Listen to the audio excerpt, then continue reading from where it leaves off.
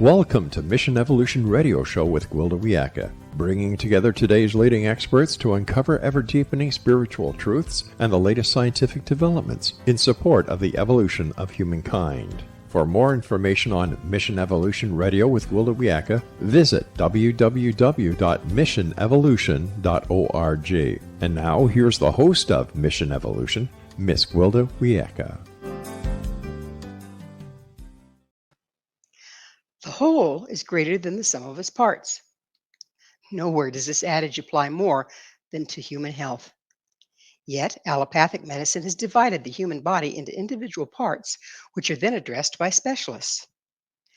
In so doing, have we missed something that can only be found by addressing the human as a whole? Mission Evolution Radio TV show is coming to you around the world on the X Zone Broadcast Network, xzbn.net. With us this hour to explore the holistic view of health consciousness is Dr. Anu ARASU. Dr. ARASU is the founder of London Bioidentical Hormones. Prior to training with the Institute for Functional Medicine and the British Society of Ecological Medicine, she attained a membership into the Royal College of General Practitioners and Royal College of Physicians. Dr. ARASU holds diplomas in child health, obstetrics, gynecology, sexual and reproductive health. Her website, londonbioidenticalhormones.com. Dr. Arasu, thank you for coming on the show with us. Thank you so much for having me. So you're quite a ways away from us here, aren't you? Where are you? You're in UK, yes, quite a way. Yeah, across the pond, they say, right? Yes. So let's start with the basics. What is functional medicine? Functional medicine is a whole paradigm shift, I would say, that involves looking at the science and actually applying this to what is health. We're in this state now whereby our healthcare system has been reactive. It's been all about treatment of disorder and disease. And functional medicine is actually looking at health, which is way more than the absence of disease. But in order to do that, we do need to identify the dysfunctions and imbalances that can happen before disease happens. So really, functional medicine is a way of bringing together the science to identify those dysfunctions and imbalances and correct them before we end up on that treadmill to disease. So how, given that, most of our instrumentation and everything else is set up to find disease, and sometimes it's with varying results. What do you do? How do you find the imbalance before it becomes disease? It's a great question. I think that it actually involves us really going back to normal physiology and the biochemistry and recognizing how clever the body is. So, if you just take any condition like diabetes, before we get diabetes, we can have pre-diabetes.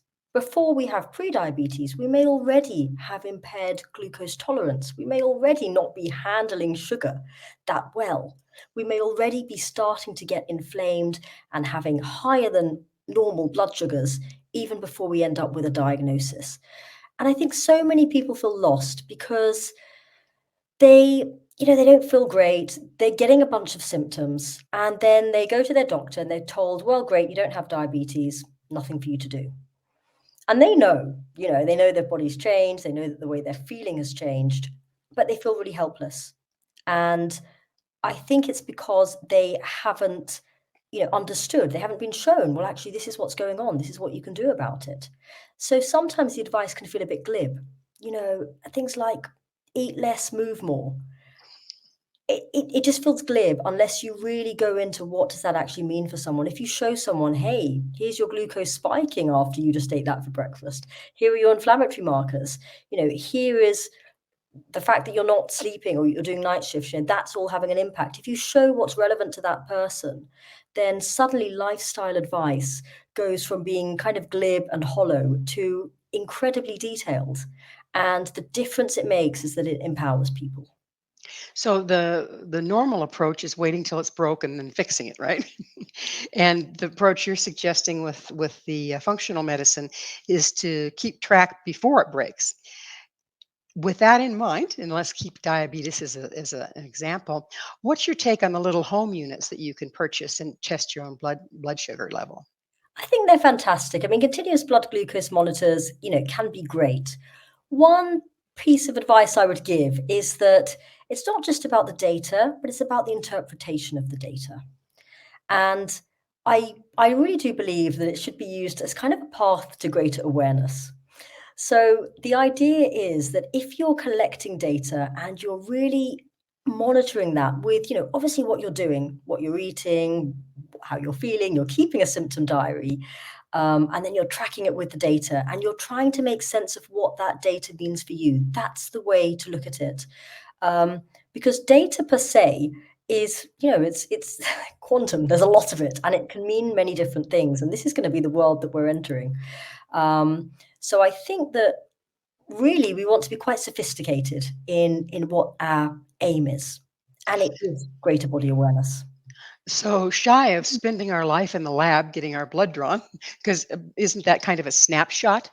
When they look at your blood, isn't that what it's doing in the moment, but not necessarily overall? It's definitely a snapshot. It can still be very useful. So I think that we can see patterns, and again, it's about how we interpret that information. So sometimes it can be a wake-up call. That's one thing I've heard people say. I think so often people could just come back and say, thank you. No one's ever explained that, or I've never understood that about my body. And it's crazy because we learn more about a car or a washing machine than we do about our own bodies. Oh, isn't that the truth? Isn't that the truth? So, if a person's keeping a diary, Yeah. what instrumentation would you suggest they have on hand to keep from living in the lab? So we mentioned the blood glucose tester. Would say, for instance, one of those O2 testers be useful? I think that wearables are a really exciting field. So, for example, heart rate variability, which is a measure of our autonomic nervous system, is something that you can now get done. You can use an Aura ring, you can use, there are many sort of devices that can measure your heart rate variability. It's a really simple parameter. Our autonomic nervous system is the balance between our sympathetic nervous system, which is kind of the one when we're activated, stressed, and parasympathetic, the rest and digest. So imagine sympathetic, fight and flight, parasympathetic, rest and digest. The balance between the two, the flexibility between the two. We have actually found that heart rate variability, having a good variability, is associated with excellent health. If we lose that flexibility, that is actually associated with many diseases. So simple parameters like that can kind of already give you a clue. And I would actually go one step further and say, for example, I've had cases of people who have felt anxious. And it would be so easy to write that off and say, okay, listen to a meditation app if you feel anxious and you'll feel better. But actually, they tracked their heart rate variability and they had something cardiac going on. This is very, very interesting because what it tells us is just that we should dig deeper, keep questioning, keep asking, keep looking for the cause, because sometimes the anxiety is actually it's like a letter with information in it, and it's just begging to be read and said, let's look deeper. What is actually going on? Can a person start having anxiety because there's something going wrong in the body that they're not aware of? For sure. For sure. I mean, So, like the thyroid, or what would cause the anxiety physically? yeah, well, I think we're now quite happily established, this kind of the physical and the psychological are so interlinked and bidirectional. Um, luckily now that seems to be more and more recognized. One of the big things that will happen, I think, is happening, is the understanding of metabolic health on mental health. So basically, if you're inflamed, if your stress hormones and your sex hormones are all out of whack, that's going to affect your neurotransmitters, and that's going to affect your mental health, whether that be anxiety, depression, or a whole host of other mental health issues.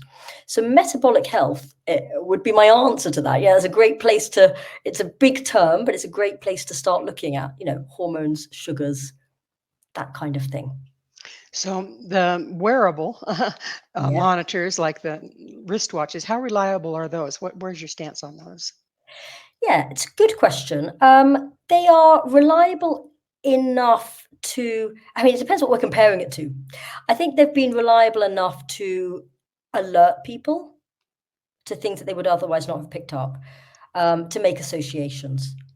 Again, for something to be medical grade, that's another level. So we're actually entering this whole world of technology where all of the questions you're answering are going to become more and more relevant. And in time, I think things will be classified and categorized, and medical grade devices will have one place. But I think where we're at now for people just learning about your body, wearables, perhaps, clearly if you've got symptoms, going and proactively looking at getting them tested and then deciding which route to take. Because sometimes I notice that people are almost afraid to go to the doctor because they are so used to being given a diagnosis and a treatment.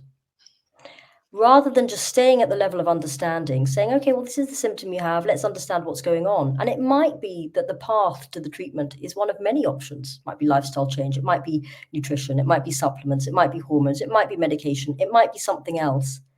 But I think just staying at that level of first understanding and trying to get to the root cause would be a very powerful step. So, excuse me. So, using the little wearables as a red flag, and then if you look like something's showing up, you go into the doctor, right? Exactly. Yeah. Yeah. I mean, a classic one would be that many people hit 40, they feel more anxious, they're not sleeping so well, they're putting on weight centrally, they're losing muscle mass, they're noticing these little changes. Maybe they're noticing them on their wearable, maybe they're noticing them in the mirror, maybe they're noticing them at night. Well, All we're going to have to take a commercial break. Dr. Arasu and I will return very shortly, so don't go away. This is Mission Evolution, www.missionevolution.org. What is functional medicine and how does it function? With us this hour discussing the benefits of functional medicine is Dr. Anu Arasu. Her website, londonbioidenticalhormones.com. So, Dr. Anasu, what is the difference between functional medicine and allopathic? We've talked about some of the differences, but say, for instance, do you need to be an MD before you go on become a functional medicine practitioner? There are different functional medicine practitioners. Not all of them will be doctors. But a doctor that does functional medicine as well will be using both diet, lifestyle, supplements, personalized food plans, and prescribing where needed. So that could be bioidentical hormones, it could be medications. All of that toolkit would be available, and I think it's very nice for us to widen that lens of the tools that we have, because otherwise, if you just have a hammer and a nail, there's always a risk of just kind of banging on with that one approach. Whereas what you were saying so beautifully at the beginning of this interview was really about the power of looking at the body and its systems in a joined up manner. So, one thing that I wonder is like you have your supplements. So, if you're going to supplement something, it's not going to work particularly unless you happen to be deficient in that thing, right? Where a drug is going to affect you one way, regardless. It's going to affect you, whether it's the right effect or not. We don't know. Do you suggest starting out gentle, like with supplements and herbs and lifestyle changes, and then bringing out the big guns when if that doesn't work? It's all about finding what's right for that person at that time, I believe. And many people, I think, have an idea of what they do or don't want before they know what the problem is. So I think the key thing is really to first of all identify what's going on, and then absolutely, the idea is always to just give the body what it needs to do that in the most natural, non-invasive way as possible. And ideally, I like to use the raw material. So the idea is that when you're prescribing vitamins, for example, something the body makes, or when we're giving hormones, we use bioidentical hormones, which are identical in structure to the body's own. So the body knows how to metabolize it. So that's a very powerful starting place, as opposed to drugs, which are not found, they're not molecules found naturally in the body. So they're having an impact perhaps on a receptor, but then having other impacts in the body as well. And that's one of the big problems we see with polypharmacy, and it's a huge cause of death. If people are on a whole list of meds, it's just a huge cause of death in the older population. So, when you mentioned several times bioidentical hormones, how do those differ from your basic hormones that you get you normally get at a doctor's office? Yeah. So hormones is a really important topic for general health. You know, we have anabolic hormones when we're younger, which build us up. We can slip into a state of catabolism as we get older, where we lose muscle mass, we get more frail, and we can start to decline. Unfortunately, the mainstream paradigm tends to think of hormonal problems, it's kind of quite a binary way. You know, for women, it's like you're in menopause or you're not. And if you're not in menopause, it's all about fertility. You know, so you can have a contraceptive. Whatever problem you have, take a contraceptive. The reality is that, you know, our hormones can get out of balance at any time. If we have polycystic ovarian syndrome and we're not ovulating, we're not going to produce progesterone. But rather than thinking, well, actually, perhaps this person needs progesterone and giving a bioidentical progesterone, all too often, they're given the pill. Contraceptive pill suppresses the ovaries, floods the body with fake hormones, causes other side effects. And the person may not have even wanted contraception, right? So I think that premenopausal women get quite a raw deal because the physiology, the natural state of hormones and balance is not being looked at. Then in menopause, there's also this problem because there are bioidentical hormone replacement and synthetic hormone-like drugs given as replacement. And even though the difference is known, it's mentioned in the guidelines, that bioidentical hormones are safer because the body knows how to metabolize them, whereas synthetic hormone-like drugs, they cause cardiovascular problems, increased risk of clots, breast cancer. We don't see the same effects with bioidentical hormones. And yet many women aren't being told the difference. They're just given hormone replacement therapy without any distinction between these two types being made. So that's So, what is a bioidentical hormone? yeah. So What's the- bioidentical hormone, estrogen, progesterone, testosterone, is a hormone that is identical in structure to our body's own, as opposed to a synthetic progestin like medroxyprogesterone acetate, which is not identical in structure to the body's own progesterone. So as well as binding to the progesterone receptor, it goes and binds to other steroid receptors and causes unwanted effects. That is the difference. It's literally the molecule. Bioidentical hormones, identical to the body's own. Synthetic hormone-like drugs, not identical to the body's own. That's the difference. What about the cycles? Obviously, women and men are governed by the moon, if you will, as far as how our hormones dance with each other. When you're taking bioidentical hormones, is that taken into consideration? I mean, bioidentical hormones or hormones would be given cyclically for women who are having cycles. I think people's sensitivities vary a lot.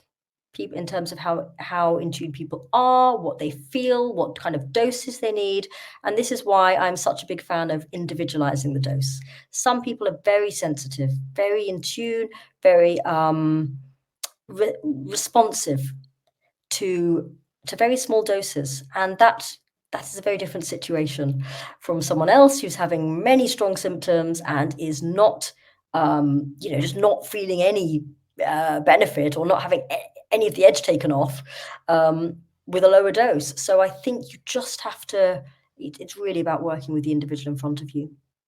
And from what I've seen, at least in this country, the insurance companies run everything. You have to have a diagnosis, and everybody's treated the same. There's no individualization, and people are suffering for it. What is the pathway out of that?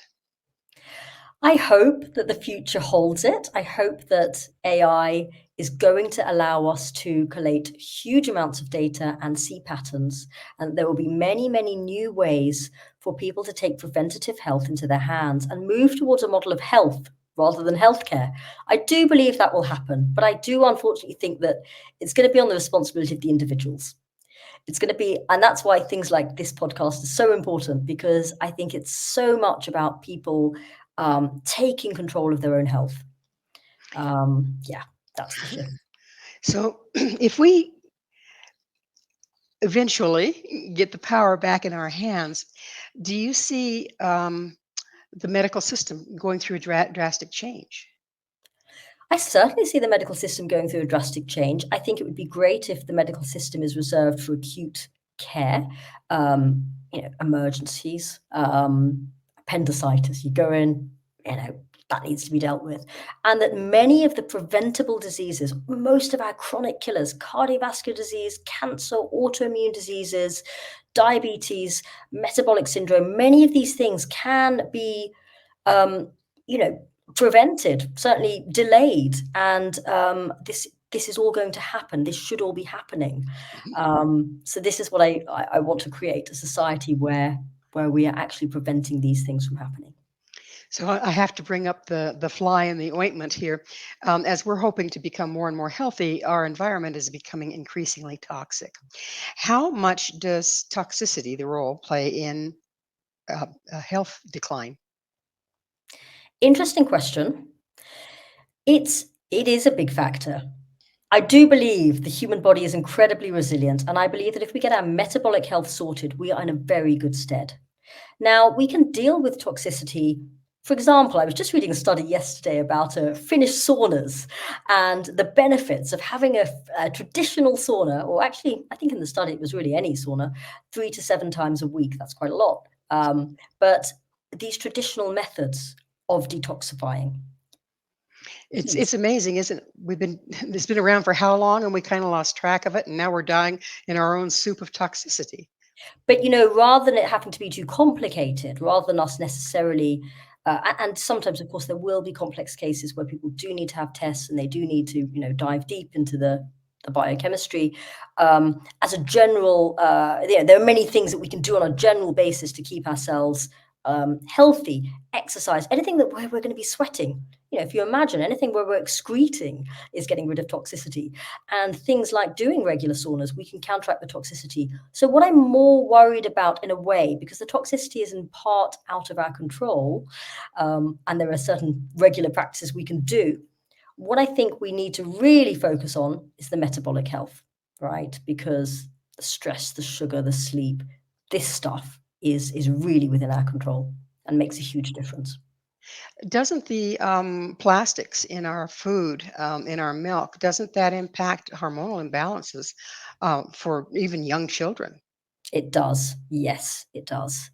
I mean, we've seen a lot of shifts happening in terms of the ages through which people are going through puberty, sperm counts. We are seeing many phenomena. Um, I would say that when it comes to hormones, it's first of all healthy to sort of understand this normal physiology that I was talking about, this idea that hormone imbalances can happen at any age, right? Can be diet, can be genetics, can be toxicity. All of these things can contribute to a hormone imbalance. So if you have a hormonal problem in your younger years, it's worth going and seeing a functional medicine bioidentical hormone doctor, because you're right. All of these things can affect our hormone balance, basically. Yeah. And avoidance is probably a good thing too with some of them. So it's that time for us to take a station break. Dr. Arasu and I will be right back to continue our discussion. So you stay right there. This is Mission Evolution, www.missionevolution.org. How are your hormones? This is Mission Evolution, missionevolution.org. With us discussing hormones is Dr. Anu Arasu. Her website, londonbioidenticalhormones.com. Dr. Arasu,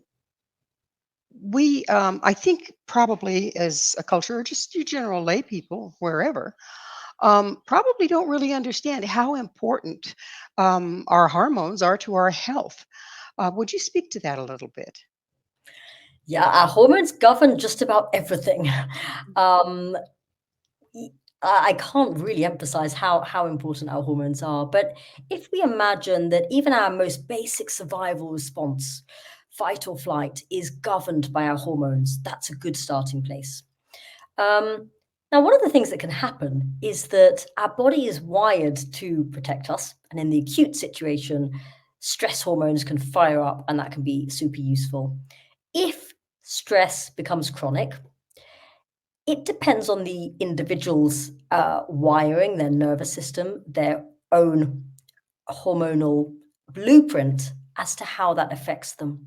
Stress itself is not inherently bad, but if someone has a certain predisposition, having their stress hormones firing all the time can cause a number of problems. And to give you an example just how big this is, the kind of problems we're thinking about, it's going to affect your gut. It's going to affect your ability to digest the most basic nutrients, the building blocks that you need to make everything, to make, to digest your food, to make your cells. It's going to cause widespread inflammation throughout the body, which is linked to just about all the big killers. It's going to affect your brain function. So now you begin to see how stress hormones, if they're switched on for too long, if the individual has that kind of predisposition, suddenly they're affecting the gut, they're affecting the immune system, they're affecting your ability to recover from pretty much any illness. They're also going to have an impact on our sex hormones, which are key for the heart, the brain, and the bones. So we start to see how hormones not only govern the most basic survival mechanisms, but they also, if they go wrong, filter out to psychology, to our brain function, to our cardiovascular function, to our immune system, to our inflammation levels.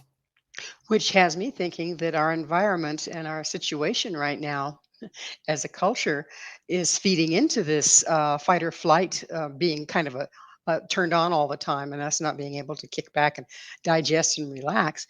PTSD runs rampant. People have been in a car accident. Just driving then becomes so stressful for them. Um, would you say that we are actually, as a culture, in fight or flight more than than this? What is healthy? I think it's as a society, we probably can see that our society is not as healthy as it could be, to say the greatest understatement of all time. But I think what's more interesting is physiological diversity. Why is it the case that two people can have the same experience, but they have different responses? Because this is the part that has been largely ignored by mainstream medicine. We look at the outside world, but we don't look inwards. And what functional medicine and what we're talking about, even with personalized medicine, is looking at the outside world and looking inwards, looking at the interface between the two. So yes, we live in a stressful environment. We do live in a stress toxic world, toxic soup. But how our physiology copes with that and how we can upgrade our software to cope with that is very interesting. Only something like 5% of genes are fully penetrant, by which I mean, 100% cause a condition. So what we know now is that actually it's just software, and there's so much that we can do to affect how that runs.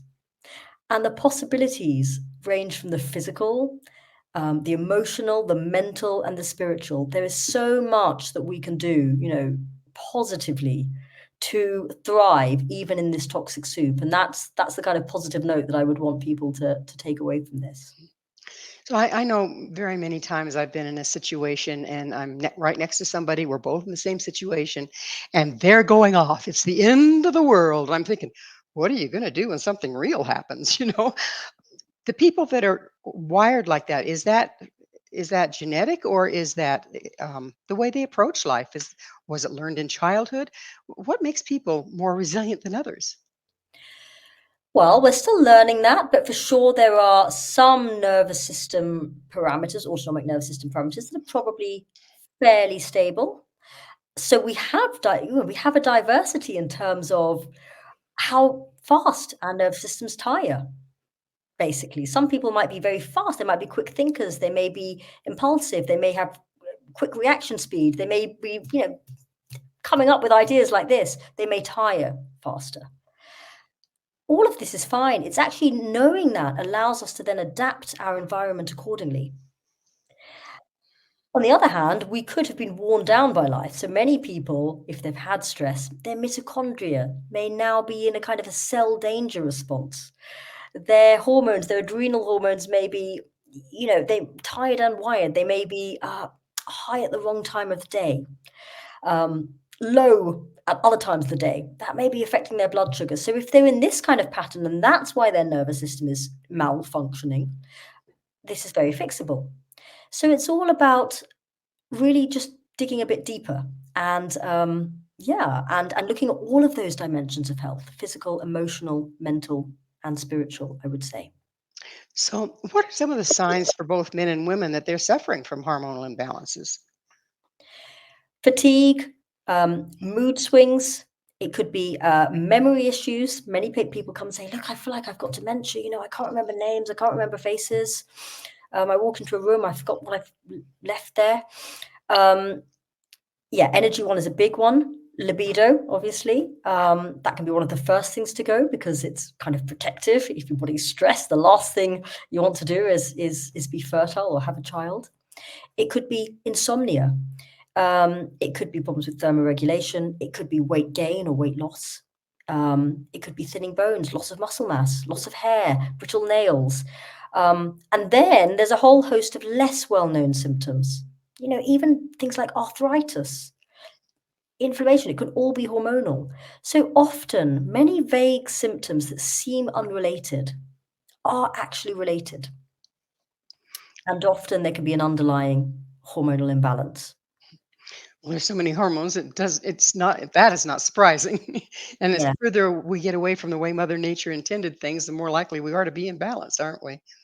So if you're wanting to take, the control of your hormones, and you feel like maybe this is a hormonal imbalance, and so I come to you, I say, hey, I've got these symptoms. What kind of tests do you do? We use things like blood tests, urine tests, that look at, it depends really what kind of parameters you're wanting to look at, but blood tests will be looking at hormone levels and things like also FSH, so the pituitary hormone. Urine tests will also give you information about how hormones are metabolized. And tests, yes, they're a snapshot, but they're very, very useful. And I'll give you an example. Imagine a woman's in perimenopause and she's told, well, you're over 45, you don't need a test. Well, she's told that because it's kind of assumed that she's in perimenopause.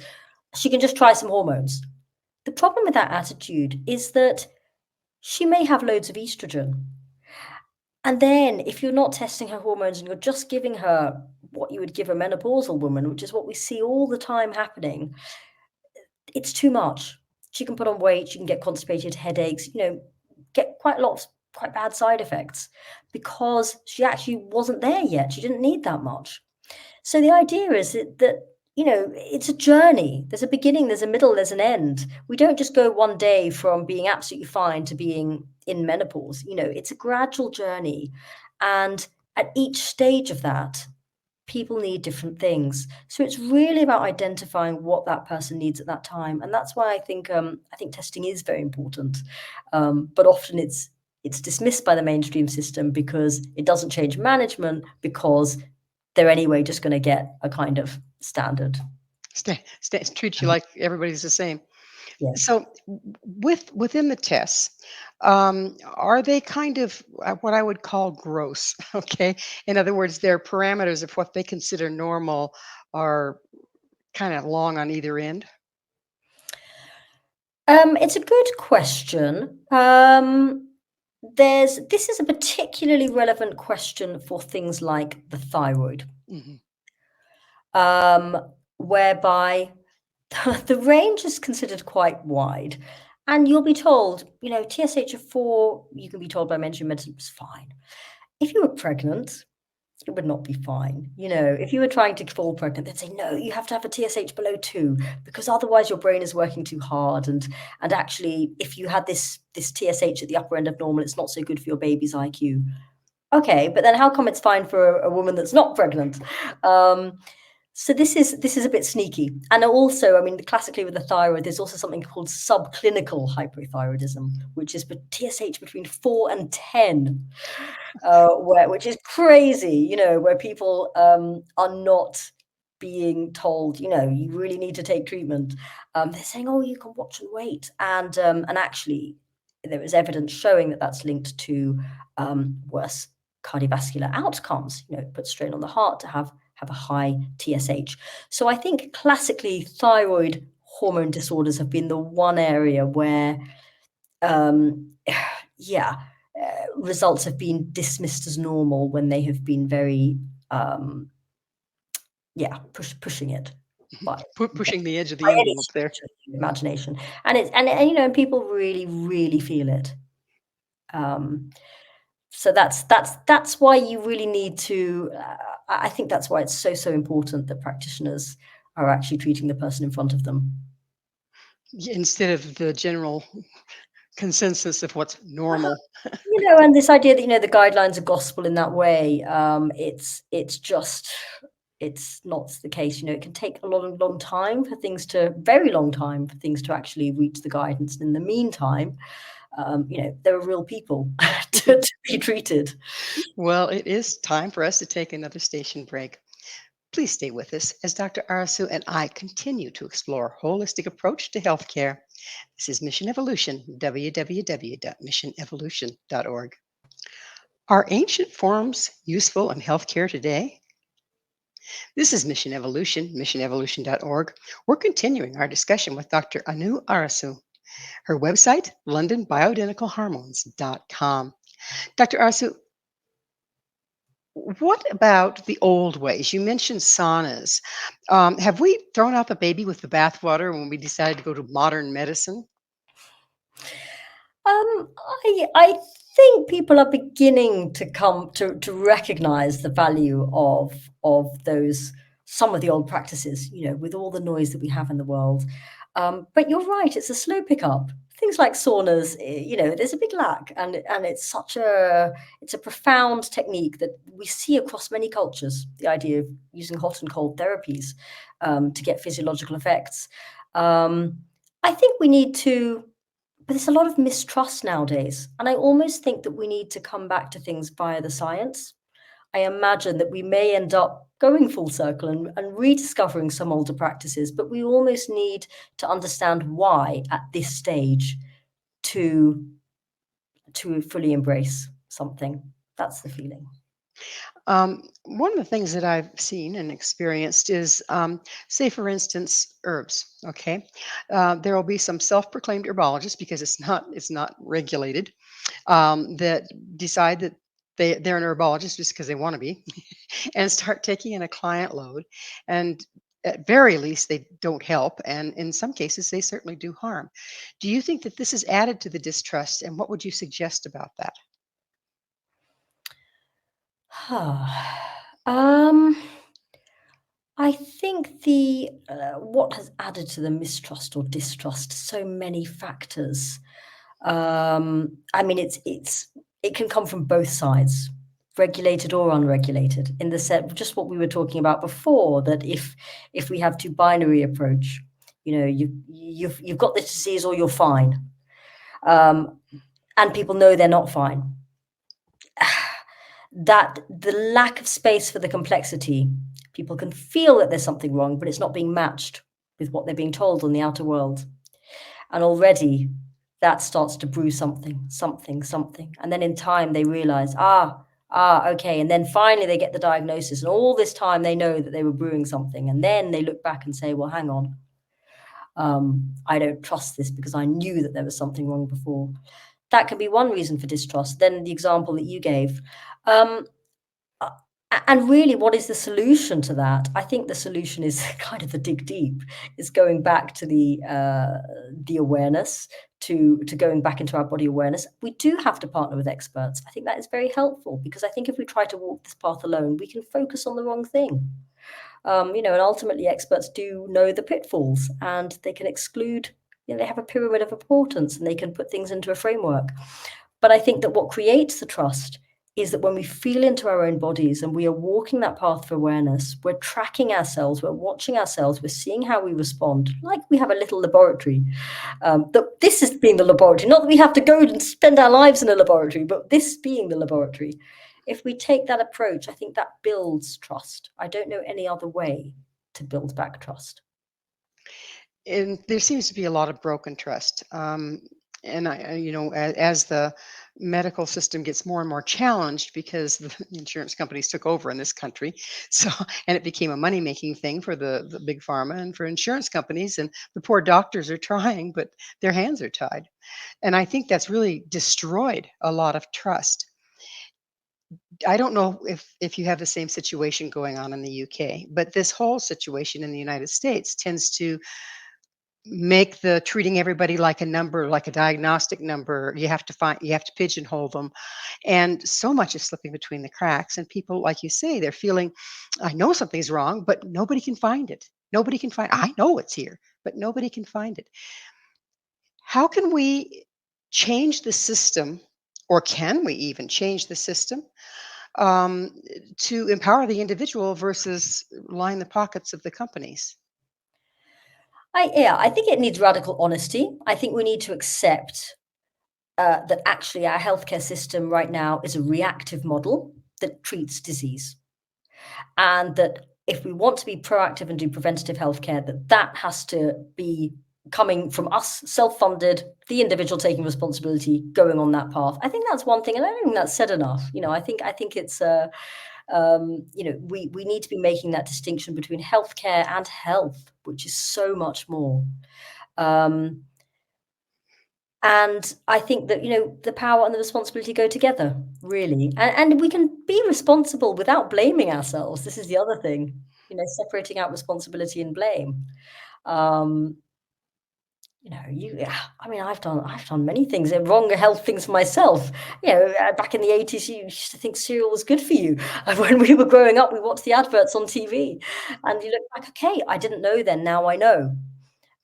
So it's really about finding a way to be light with it, to become more aware, to become more curious about our bodies, to take responsibility, not to shift into self blame, but kind of recognize that the preventative health and not only health but flourishing and optimal health and higher consciousness, that is all.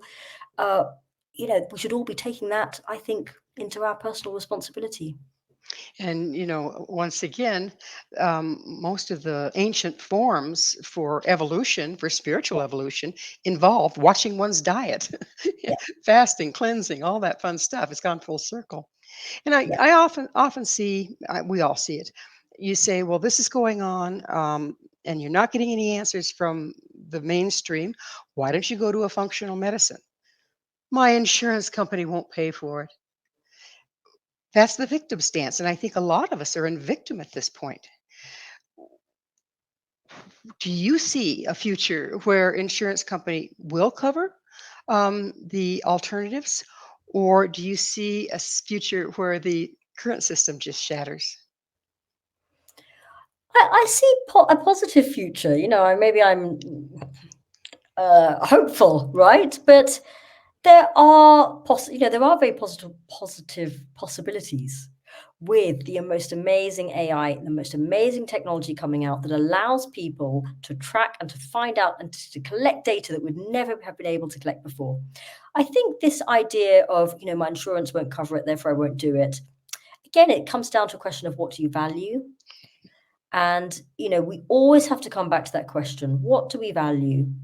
Um, it's a journey, it's a learning, like an onion, layers and layers of learning about oneself. And if one values that, I think there are very, very deep rewards to be found. Um, yeah, that's really the most important thing. So it's that time in the show, Dr. Arasu, and I get to ask you, what's your mission? My mission is to contribute to a a greater flourishing of human consciousness. That would be the dream. That would be wonderful. That would be wonderful. And human consciousness takes the back burner when we're physically ill and not going to live long, doesn't it? They're completely inseparable. We I think really there are these four dimensions: the physical, the emotional, the mental, the spiritual. Even that's a massive oversimplification of what I've just said. But if we try to frame these things, and really pay attention to each of them, I mean, the physical, if we start to think of ourselves as, think of the systems joined up, think of how we need to have the basic building blocks in order to, have our vitamins, have our bile acids working, have our gut healthy, in order for the rest of the processes to work. With the emotional side, yes, we know from research, adverse childhood episodes research, how big a factor that plays in all-cause morbidity and mortality. It's crazy. If we look at the mental side, there's even research showing how the power of our thoughts affects our physiology, whether that be the placebo effect, whether that be, there was research in 2018 looking at telling people that they had an obesity gene, or telling people they had a protective gene against obesity. That was it. And how just hearing that, their fullness levels increase by 2.5 times. The amazing positive effect, whereas people that were told that they didn't have this protective gene, they had no bad effect. They just had the same as before. We see the research showing the power of our beliefs. And then at the spiritual level, if we've gone against our basic nature, if we're stuck in that wrong relationship, that wrong job, okay, it does take its toll. It's going to take time to fix. In the meantime, we may need to be looking at all of the other areas as well. But trying to do these things in tandem is so, so important. And there's a lot of them. You have to dig pretty deep to find them, don't you? The modalities that will treat on the spiritual level, say for instance. It's yes. But I think that as soon as one's aware of something, it's already half the battle. Because one thing that happens is that, you and this I think we all find with time, isn't it? You stop jumping into the wrong things, if nothing else. I mean, at the most basic level, if you swum against your basic nature, you've ended up somewhere you really don't want to be. At a certain point, whether it's burnout, whether it's complete autonomic nervous system dysfunction, whether it's age, whether it's, a buildup of toxins and tired mitochondria, or whether it's, just a bit more awareness, you kind of stop and think a little bit more. Well, unfortunately, Dr. Arasu, we're out of time. Thank you so, so much for coming on the show and sharing your wisdom. Thank you. Our guest this hour has been Dr. Anu Arasu. Dr. Arasu is the founder of London Bioidentical Hormones, and she's trained with the Institute for Functional Medicine and the British Society of Ecological Medicine. She holds diplomas in child health, obstetrics, gynecology, sexual and reproductive health. To find out more about Dr. Arasu and all she has to offer, visit her website, londonbioidenticalhormones.com. This has been Mission Evolution with Gwilda Wiyaka. For more information or to visit our past archived episodes, visit missionevolution.org. But please be sure to join me right here next time. This mission will continue, bringing information, resources, and support to our rapidly evolving world.